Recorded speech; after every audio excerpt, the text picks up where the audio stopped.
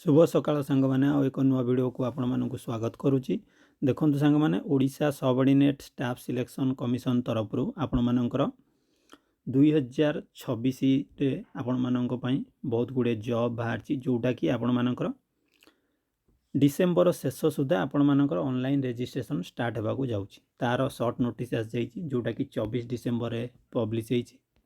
देखंतु सांगमाने invitation of online application for combined recruitment of 2025 for post of the forest guard एवं exercise constable ये गोटे आसी आपण मानकर शॉर्ट नोटिस आपण मान ऑनलाइन रजिस्ट्रेशन स्टार्ट होची 30/12/2025 रे स्टार्ट होबो एवं 22/1/2026 रे आपण मानकर ऑनलाइन रजिस्ट्रेशन रहिबो।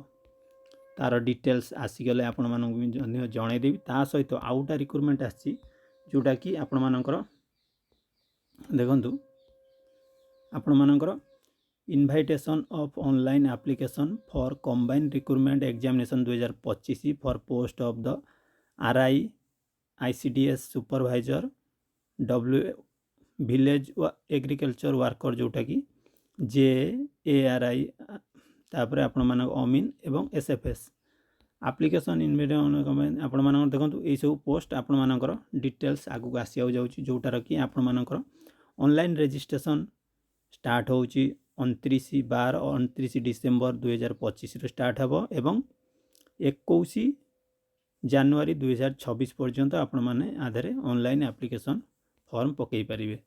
तो सांग माने डिटेल्स रे जते बेला आपण मानकर आसी जीवो ऑनलाइन एप्लिकेशन फॉर्म एवं डिटेल्स एडवर्टाइजमेंट मु आपण मानकु जणे देबी। तो सेति पर्यंत आपण मानकर जहाँ जहाँ सब ऑनलाइन फॉर्म रे आपण मानकर जहाँ सब डॉक्यूमेंट दरकार हुए जो मानकर कैटेगरी सर्टिफिकेट हो रेसिडेंसी सर्टिफिकेट जहाँ बेल दरकार जेहेतु ओडिशा गवर्नमेंट जॉब से आपण सब सर्टिफिकेट सब बाहर कर नियंतु आपण मानकर जोटा कि 29 डिसेंबर रु आपण ऑनलाइन रजिस्ट्रेशन स्टार्ट हो। तो सांग माने आज एति इनफॉरमेशन। जय हिंद जय भारत।